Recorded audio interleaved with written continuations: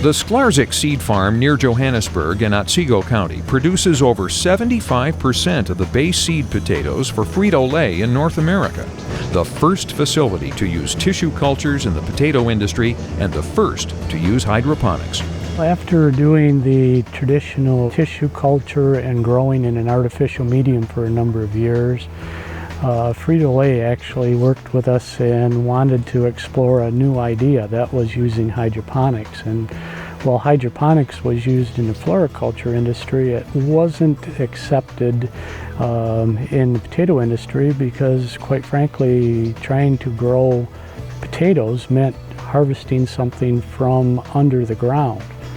So most hydroponic operations, such as lettuce, tomatoes, is above the ground. So conceptually, it was completely new and unique. And while we thought that was going to be the biggest challenge, figuring out how to sequentially harvest so you could multiple harvest without destroying the crop, as it turned out, that was one of the easier parts. We had to relearn and rethink how to allow potatoes to grow hydroponically. When the switch to hydroponics took place, there was other environmental benefits that took place in the fact that we were able to recycle and reuse our water. And when it comes time to discard our water or any water that's being discarded, it goes through a filtration system in the yard. We have a settlement pond catch basin, and we also have the ability to inject it through our sprinkler system. So any excess nutrients is then uptake through the grass, and we do not have excess nutrients going into the water table. Every aspect of the greenhouse operation is carefully thought out to be energy efficient, including an in-floor heat system and cooling pads to minimize fan time. Pesticides are applied using the Dram autofogger. One environmental practice that we switched to a couple years ago, it was using the Dram autofogger to apply our pesticides. That allows us to mix up a concentration of our pesticides that we're going to apply, set the timer on the unit, and it's actually applied over a period of time through the night when there's nobody around the operation. So it makes it safer for employees. You don't have direct employee contact with the application process. Outside the greenhouses, the Sklarczyks farm 500 acres of soybeans and wheat using minimum tillage, GPS in all tractors, and radar ground sensing units on sprayers.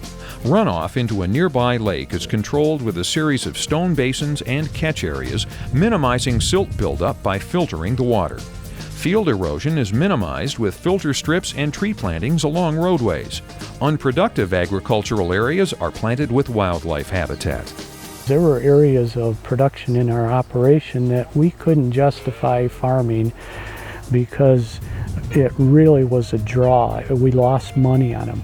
So from that information, we actually then established those as wildlife habitats, established native grasses and other type of vegetation that provided wildlife incentives that would give a place for the wildlife to be, and it had a secondary benefit that it kept them out of our fields, or it helps reduce them in our fields. Sklarczyk Seed Farm is MEEP verified and hosts field days and demonstrations on the farm to instruct farmers and the public on the latest environmental practices. I think it comes back to considering agriculture as a way of life and then expanding that to realize that if you do things that are beneficial for the environment, long-term sometimes, but somewhere along the way, it's going to provide financial returns for you. And to get there, we learned that you have to rely on a lot of experts, not try to do it ourselves. So what we did was rely on Natural Resource Conservation Service, the local Otsego Soil Conservation District, the water quality experts through MSU Extension.